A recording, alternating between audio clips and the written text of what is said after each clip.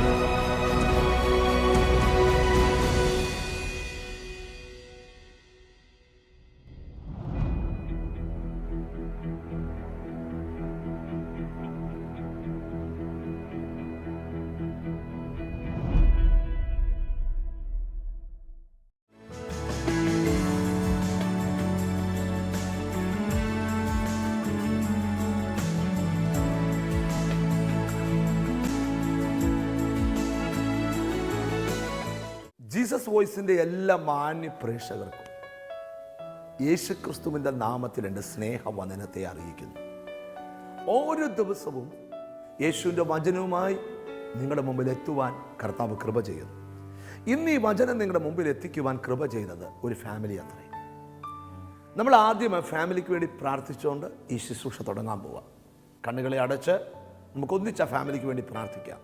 Love you father, ഞങ്ങളെ സ്നേഹിക്കുന്ന കർത്താവേ, ജനലക്ഷങ്ങളുടെ കൈകളിൽ വചനം എത്തിക്കുവാൻ ഈ ഫാമിലി കാണിച്ച നല്ല മനസ്സിനായി ഞങ്ങൾ ദൈവത്തെ സ്തുതിക്കുന്നു. അവർ ഞങ്ങളെ ഏൽപ്പിച്ച പ്രാർത്ഥനാ വിഷയങ്ങൾ തൃക്കരത്തിലേക്ക് ഉയർത്തി പ്രാർത്ഥിക്കുന്നു. കർത്താവെ, ജനലക്ഷങ്ങളുടെ കൈകളിൽ ഈ വചനങ്ങൾ എത്തുമ്പോൾ അത് നിമിത്തം ഒരു വലിയ വിടുതൽ അവരുടെ മേൽ സംഭവിക്കട്ടെന്ന് ഞങ്ങൾ ദൈവത്തോട് പ്രാർത്ഥിക്കുന്നു. കർത്താവ് അങ്ങനെ ചെയ്തതുകൊണ്ട് സ്തോത്രം. വചനത്തെ അനുഗ്രഹിക്കണം, യേശുവിൻ നാമത്തിൽ തന്നെ. ആമേൻ, ആമേൻ. നമുക്ക് ദൈവവചനത്തിലേക്ക് കടക്കാം. ദൈവം വലിയ കാര്യങ്ങൾ ഇന്നത്തെ ശുശ്രൂഷയിൽ ചെയ്യും.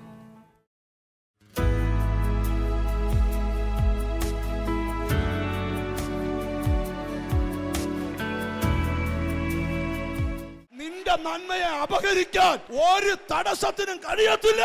എടാ, തമ്പുരാൻ കൽപ്പിച്ചിട്ടുണ്ടെങ്കിൽ നീ എവിടെ ഒളിച്ചാലും അവിടെ എത്തും മറുപടി.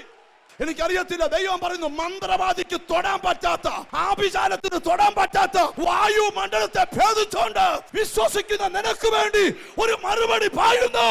നിന്റെ വീട്ടിലെത്തേണ്ട നന്മ മറ്റൊരുത്തനും വഴിമാറ്റി വിടാൻ പറ്റത്തില്ല. എനിക്ക് എന്തോ പരിശുദ്ധാത്മ ബോധ്യപ്പെടുന്നു. നീ കാണാത്ത മണ്ഡലത്തിൽ എന്തോ ഒരുക്കങ്ങൾ നടക്കുന്നു. നീ കരഞ്ഞോണ്ടിരുന്ന മണ്ഡലത്തിൽ എന്തോ ഒരുക്കങ്ങൾ നടക്കുന്നു. നീ നിലവിളിച്ച നിലവിളിയുടെ ഉത്തരമായി എവിടോ ഒരുക്കങ്ങൾ നടക്കുന്നു. എവിടോ പദ്ധതികൾ നടക്കും. ഞാനൊരു മർമ്മം നിന്നോട് പറയാം. ഇന്നും ആള് തെറ്റാത്ത കാക്ക വരും. ഒരു നല്ല ആമയും പറഞ്ഞോട്ടെ. ഞാൻ എൻ്റെ ആത്മീക ജീവിതത്തിൽ നിങ്ങളോട് പറയാം, സ്തോത്രം, സ്തോത്രം. എല്ലാ കാര്യത്തിലും പ്രാർത്ഥിച്ചാൽ മതിയെന്ന് പഠിപ്പിക്കുന്ന ആളാണ് ഞാൻ. ഒരാമയും വരുന്നില്ല. ഞാൻ എൻ്റെ ഒരു അനുഭവം നിങ്ങളോട് പറയാതിരിക്കാൻ പറ്റത്തില്ല. എനിക്ക് ഇച്ചിരി പൈസയ്ക്ക് ആവശ്യം വന്നു. എന്നും 11 മണിക്കാണ് ഞാൻ യോഗത്തിന് വരുന്നത്. എല്ലാവരും പ്രാർത്ഥിക്കുക, ഞാൻ കൈ നീട്ടിയിരിക്കുക, കർത്താവേ. അപ്പോൾ ജോഷിപ്പാഷ അതിൽ കൂടെ കറങ്ങി എന്നോട് ഒരു ആൻറ്റി അർജൻറ്റായിട്ട് കാണാൻ വന്നിട്ടുണ്ടെന്ന് പറഞ്ഞു. പുള്ളിക്ക് പോലും അറിയത്തില്ല എന്തുവാ കാര്യം. ആൻറ്റിയെ ഇന്ന് വരെ ഞാൻ കണ്ടിട്ടില്ല, ആൻറ്റി എന്നെയും കണ്ടിട്ടില്ല. എൻ്റെ അടുക്കൽ വന്നിട്ട് ആ ആൻറ്റിയെ കണ്ട 100 രൂപയുടെ വക ഉണ്ടെന്ന് എനിക്ക് തോന്നുന്നില്ല. സത്യം ഞാൻ തുറന്ന് പറയുക. എൻ്റെ അടുക്ക വന്നിട്ട് ചോദിച്ചു, പാസ്റ്റർ ഒന്ന് കാണാനാ വന്നേ. എന്നാ കാര്യം? ദൈവം ഇന്നലെ രാത്രി ഒരു കാര്യം പറഞ്ഞ അതിനാ വന്നേ. ആഹാ, നല്ലതാണല്ലോ. എന്നാ പറഞ്ഞേ? എൻ്റെ ദാസൻ അനി ജോർജിന് കുറച്ച് ആവശ്യമുണ്ട്, നീ കുറച്ച് കാശ് കൊണ്ട് കൊടുക്കാൻ പറഞ്ഞു. ആൻറ്റി എവിടുന്നാ പറഞ്ഞു? ഞാൻ മൂവാറ്റുപുഴ എന്നാ വരുന്നത്. എന്നെ കണ്ടിട്ടുണ്ടോ? ഇല്ല. ഫോൺ വിളിച്ചിട്ടുണ്ടോ? ഇല്ല. പിന്നെ എങ്ങനെ അറിയാം? TV കണ്ടിട്ടുണ്ട്. ഗ്ലോറി. എൻ്റെ കയ്യിലോട്ട് 1 കെട്ട് നോട്ട് എടുത്ത് തന്നേച്ച്. ഞാൻ ചോദിച്ചു, ആൻറ്റി ടെലിഫോൺ നമ്പർ? ഓ, അതൊന്നും വേണ്ടാന്ന്. ഇങ്ങോട്ട് നോക്ക്, പറയട്ടെ കാര്യം. ഗ്ലോറി. കുഞ്ഞെ, ഒരു സത്യം, നിനക്കയച്ച കാക്ക ആള് മാറുകയല്ല.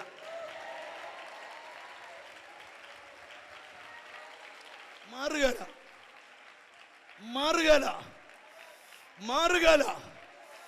ഇന്ന് പകൽ ആവശ്യം മനുഷ്യനോട് പറയരുത്, ഒരു വ്യക്തിയോട് പറയരുത്. പറയേണ്ടവനോട് പറഞ്ഞോണം. നിന്റെ കൈകളിൽ എത്തിക്കാൻ ഈ അനുഭവം ഇന്ന് പറഞ്ഞില്ല, ഞാൻ കാണിക്കുന്ന തെറ്റാ.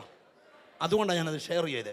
ദൂതിലേക്ക് വരിക, ഒരു ആമീൻ പറയണം, ഒരു നല്ല ഹല്ലേലൂയ പറ, ഒന്ന് കൈ കൊടുത്ത് ചോറ. നിന്നെ ദൈവം ചൈതന്യപ്പെടുത്താൻ പോവാന്ന് പറ. ഇന്ന് പകൽ ചിലരെയൊക്കെ ദൈവം ചൈതന്യപ്പെടുത്താൻ പോവാ. നീ നടക്കത്തില്ലെന്ന് പറഞ്ഞ ചില കാര്യങ്ങളെ നിന്റെ വീട്ടിലോട്ട് ദൈവം കൊണ്ടുതരാൻ പോവാ. നീ ഒന്നും തേടി അങ്ങോട്ട് പോകണ്ട. എനിക്കറിയത്തില്ല, ചിലയിടത്ത് ഒരുക്കങ്ങൾ നടക്കുന്നു.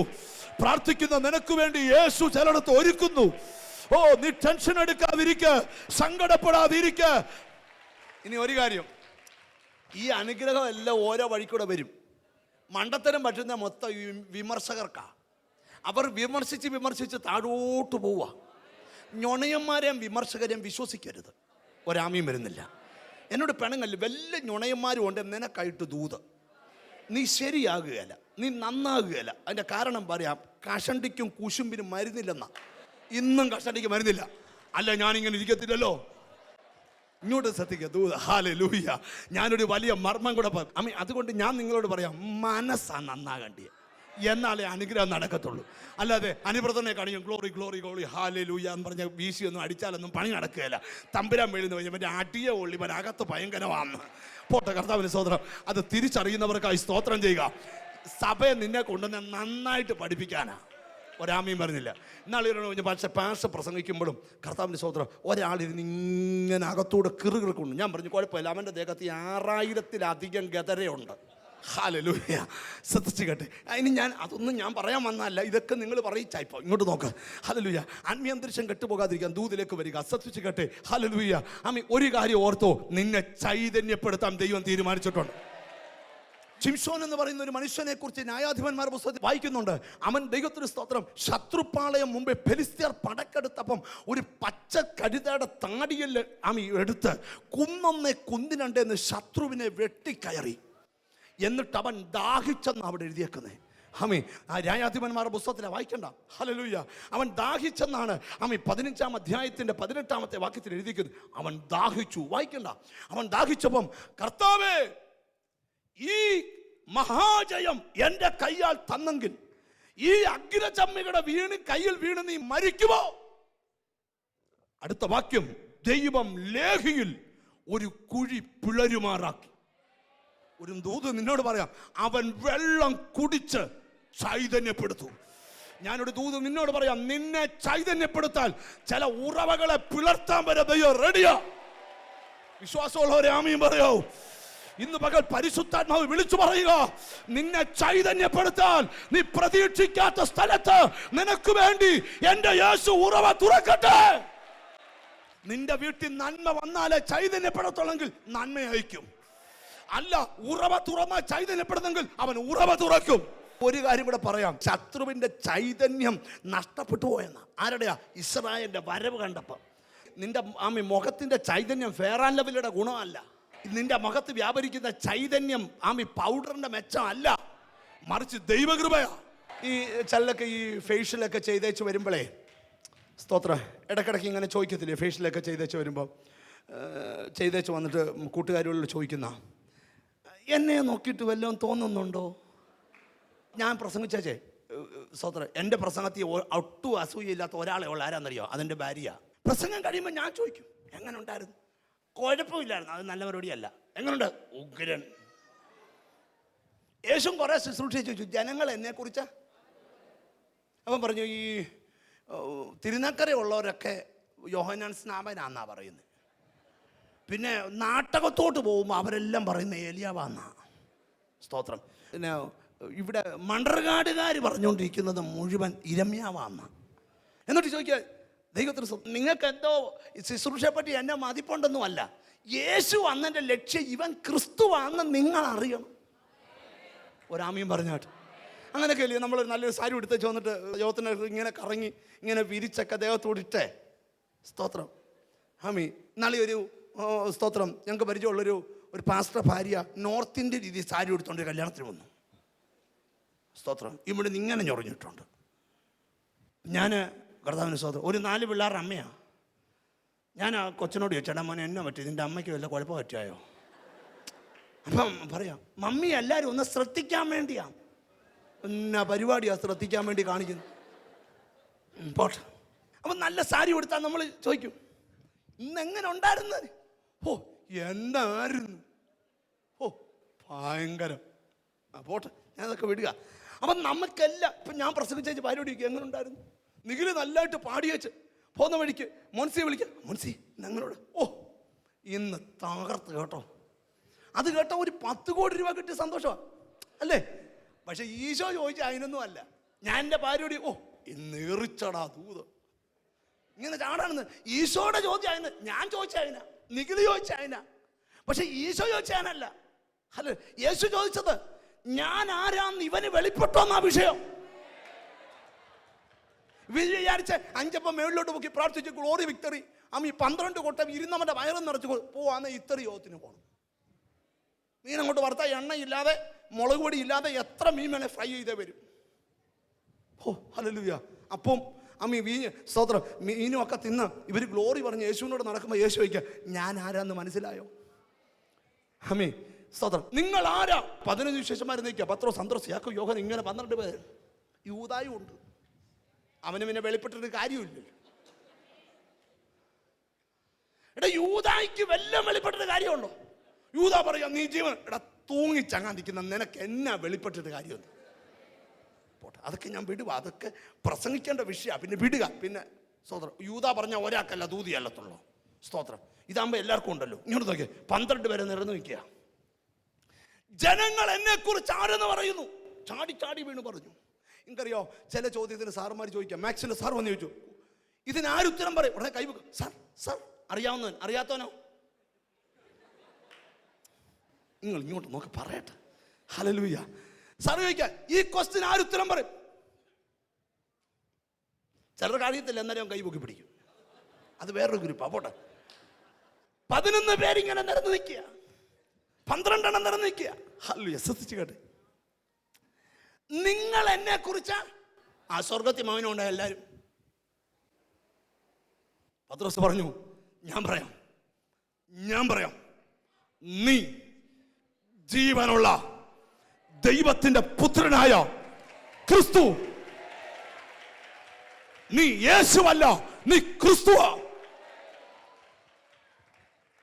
ഒരാമയും പറഞ്ഞിട്ട് അവിടെ വെച്ച് യേശു പറഞ്ഞ ആദ്യത്തെ പദം കേട്ടോണം. പത്രോസേ, ശീമോനെ പത്രോസേ, നീ ഭാഗ്യവാൻ. അത് വെളിപ്പെട്ടാ നീയും ഭാഗ്യവാൻ. അയ്യോ മനസ്സിലായില്ലയോ? പത്രോസാ ഭാഗ്യവാൻ. അതുകൊണ്ട് പത്രോസിന്റെ മേലല്ല സഭ പണിഞ്ഞ. ഒരാമീൻ പറ. പത്രോസേ നീ ഭാഗ്യവാൻ. ഇത്രയേ ഉള്ളു കാര്യം. നീ ഭാഗ്യവാൻ. ജഡരക്തങ്ങളല്ല, സ്വർഗത്തിലെ ദൈവം നിനക്കത് വെളിപ്പെടുത്തി. പത്രോസേ നീ പത്രോസാകുന്നു. ഈ പാറമേൽ ഞാൻ എൻ്റെ സഭയെ പണിയും. വിശ്വാസം ഇവിടെ നിന്നോട് മുമ്പേ പറഞ്ഞൊരു പറഞ്ഞോട് പറയാം, ഞാൻ എൻ്റെ സഭയെ പണിയും എന്ന് പറഞ്ഞ കർത്താവ് നിന്നെ പണിയും. എങ്ങനെ? പാതാള ഗോപുരങ്ങൾ അതിനെ ജയിക്കത്തില്ല. എടാ തകർക്കുമെന്ന് ഒത്തിരി പുള്ളി മുമ്പിൽ വരും, പക്ഷെ അടുക്കത്തില്ല. അതിന്റെ കാരണം നിന്നെ പണിയുന്നവൻ യഹോവയാ. ഇനി ദൂതിലേക്ക് വരിക. ഞാൻ വായിച്ച വാക്യത്തിൽ വന്നില്ല, അങ്ങോട്ട് വരാനുള്ള ശ്രമമാണ്.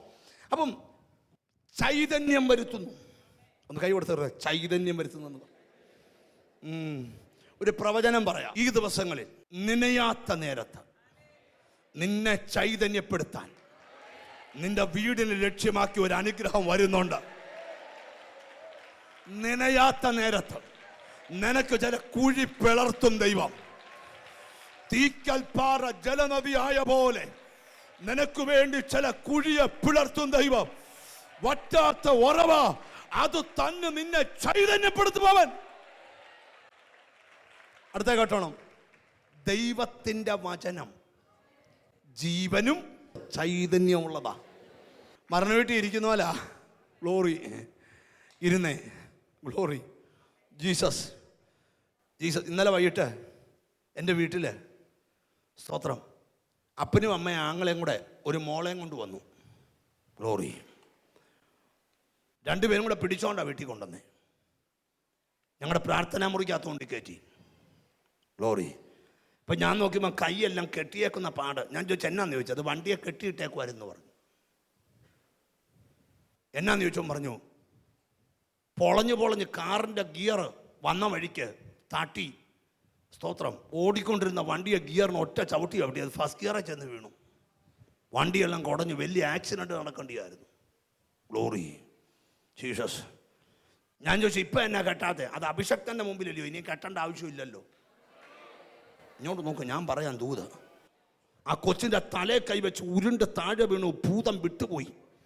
പൈശാചിക ശക്തി കൊണ്ട് കഴിഞ്ഞ 5-6 മാസമായി ആമി ഓരോ മാനസികരോഗ്യ ആശുപത്രികൾ കയറി ഇറങ്ങിയ ഇന്നലെ കെട്ടുപൊട്ടി തിരിച്ച് കാർ ഓടിച്ച് അവള് പോയെ. ഞാൻ പ്രസംഗത്തിൻ്റെ ശക്തി പറയുവല്ല, എൻ്റെ ദൈവത്തിൻ്റെ ശക്തി പറയുക. ഇന്ന് പകൽ പരിശുദ്ധാത്മ പറഞ്ഞു നോക്കാം, നിന്നെ ചൈതന്യപ്പെടുത്താൻ പോവാ ദൈവം. നിന്നെ വിശ്വസിക്കാൻ പറ്റാത്ത ലെവലിലേക്ക് ദൈവം പൊക്കുകയാ. 2 ദൂത്. അർഹിക്കാത്ത ചിലത് നിന്റെ വീടിനെ ലക്ഷ്യമാക്കി വരുന്നുണ്ട്. അർഹിക്കാത്ത ചിലത് നിന്റെ കുടുംബത്തെ ലക്ഷ്യമാക്കി വരുന്നുണ്ട്. ഇത് വിശ്വസിച്ച് കാണുന്നവർ കൈ ഉയർത്തി വീശി വീശി വീശി വീശി ആ 2 കൈയും ഒന്ന് ഉയർത്തി. എനിക്കറിയത്തില്ല, ഇതിനകത്ത് എന്തോ ഭയങ്കര സംഭവങ്ങൾ നടക്കുന്നു. പരിശുദ്ധാത്മാവ് എന്തോ ചെയ്യുന്നു. ഹല്ലേലൂയ. അടുത്തിരിക്കുന്ന കൈ കൊടുത്തേച്ച് പറ, ഈ ദിവസങ്ങളിൽ നീ ചൈതന്യപ്പെടാൻ പോവാന്ന് പറ. ഇനി അവിടെ നിന്നാല് നമ്മൾ ഇന്ന് വായിച്ച വാക്യം പ്രസംഗിക്കാൻ പറ്റത്തില്ല. ശ്രദ്ധിച്ച്, ദൂത് പറയാൻ പോവാ.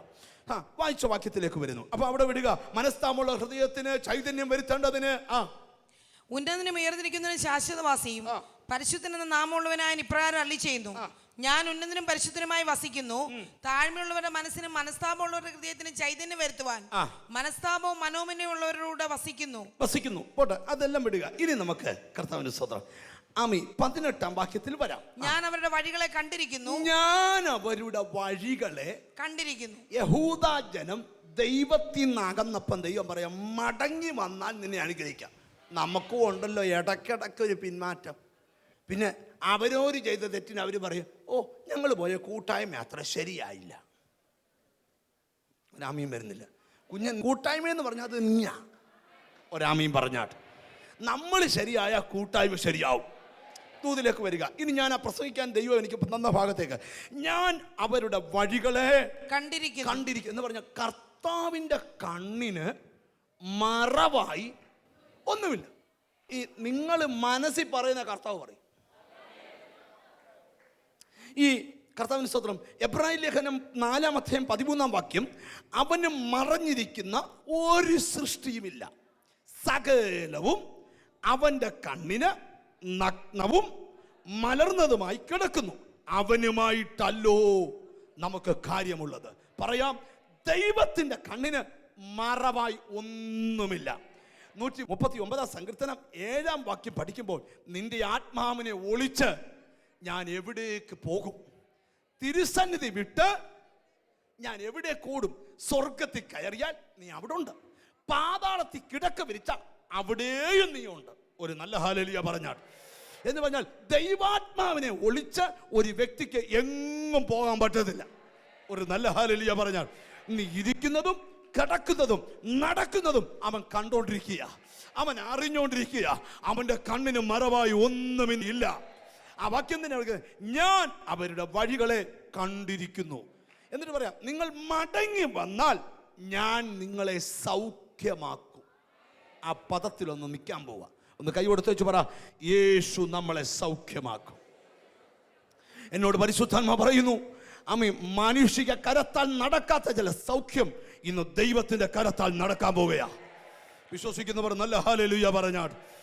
ഇനി ഒരു കാര്യം ശ്രദ്ധിച്ചേ, എല്ലാ സൗഖ്യങ്ങളും നടക്കുന്നത് പ്രാർത്ഥനയുടെ നടുവിലാണ്. അപ്പോസ്തല പ്രവൃത്തിയിലേക്ക് ഓടിയിറങ്ങാം. സ്തോത്രം.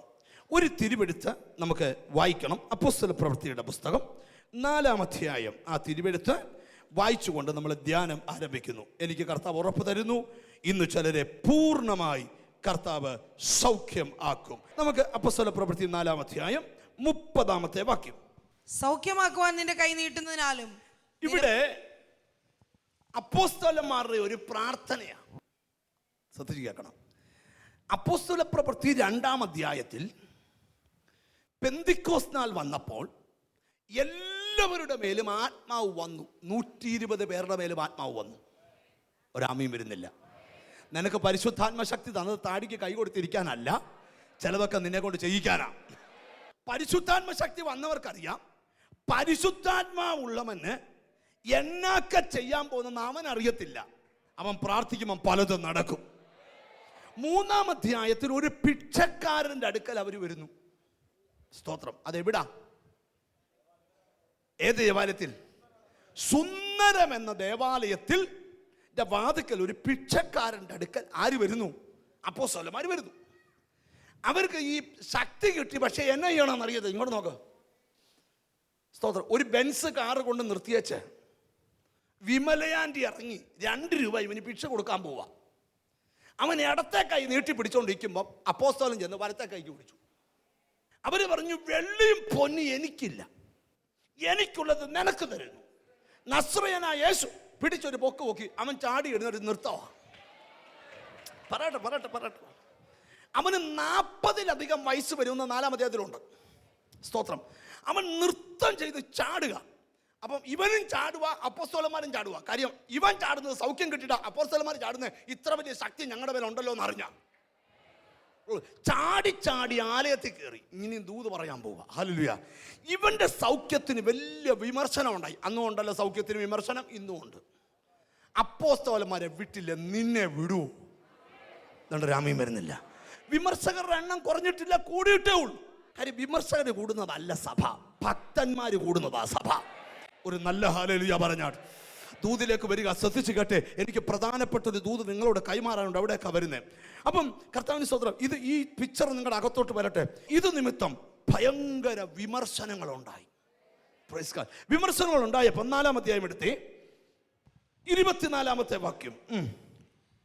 അത് കേട്ടിട്ട് അവർ ഒരുമനപ്പെട്ട് ദൈവത്തോട് നിലവിളിച്ച് പറഞ്ഞത്. ഏത് കേട്ടിട്ട്? വിമർശനങ്ങളും ഗ്ലോറി. അവർക്കെതിരെ നിയമത്തിന്റെ ചലനങ്ങൾ ഉണ്ടായപ്പോൾ അവർ ഒരുമനപ്പെട്ടു. ഞാനിവിടെ നിന്നുകൊണ്ടൊരു ദൂത് പറയുക. പ്രതിസന്ധി കണ്ട് താടിക്ക് കൈ കൊടുക്കുകയല്ല, ഒരുമപ്പെടണം. ഭാര്യയും ഭർത്താവ് ഒരുമപ്പെടണം. അപ്പനും മക്കളും കൂടെ ഒരുമപ്പെടണം. വിശ്വാസികളും ലീഡേഴ്സ് ഒരുമപ്പെടണം. വിശ്വാസികളും പാസ്റ്റേഴ്സ് ഒരുമപ്പെടണം. അല്ല, ഒരുമപ്പെട്ടാൽ ദൈവം അവിടെ ഇറങ്ങുക തന്നെ ചെയ്യും.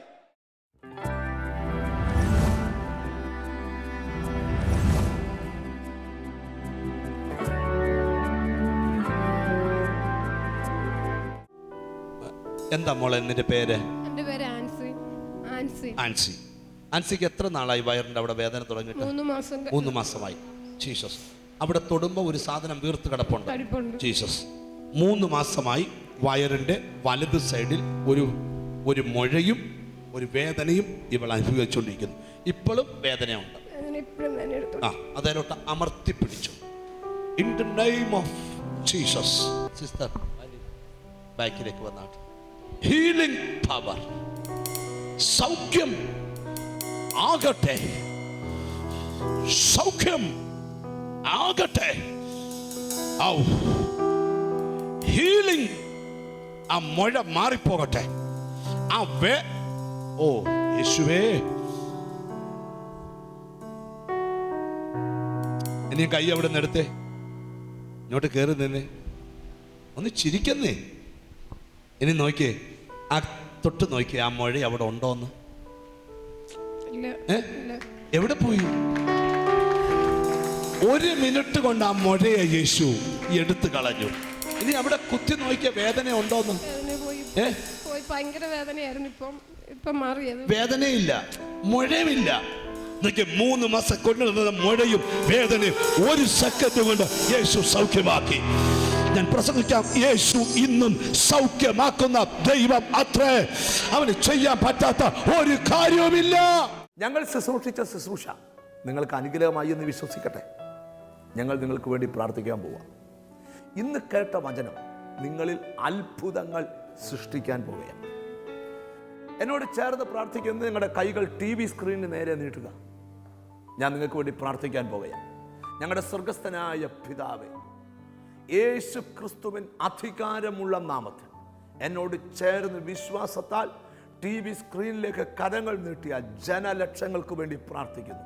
അങ്ങയുടെ അതിവേഗം ഓടുന്ന വചനം ഇപ്പോൾ തന്നെ അവരിൽ അത്ഭുതങ്ങൾ ചെയ്യട്ടെന്ന് പ്രാർത്ഥിക്കുന്നു. വർഷങ്ങൾ കൊണ്ടവരെ അലട്ടുന്ന പൈശാചിക ശക്തികൾ, രോഗത്തിൻ്റെ ബാധകൾ, അന്ധകാര ശക്തികൾ, ഇരുട്ടിൻ്റെ ശക്തികൾ യേശുവിൻ്റെ നാമത്തിൽ ബ്രേക്ക് ആകട്ടെ എന്ന് പ്രാർത്ഥിക്കുന്നു. ഒരു ഭയങ്കര വിടുതൽ സംഭവിക്കട്ടെ എന്ന് പ്രാർത്ഥിക്കുന്നു. യേശുവിൻ്റെ ബലമുള്ള കരങ്ങളിലേക്ക് സമർപ്പിക്കുക. കർത്താവേ, രോഗികളെ നിന്റെ കൈ തൊടണം, ശാപങ്ങളെ അഴിക്കണം, പൈശാചിക മണ്ഡലങ്ങളെ പൊട്ടിക്കണം, അത്ഭുതങ്ങൾ ചെയ്യണം. പ്രാർത്ഥന കേട്ടത് കൊണ്ട് നന്ദി. യേശു ക്രിസ്തുവിൻ നാമത്തിൽ തന്നെ.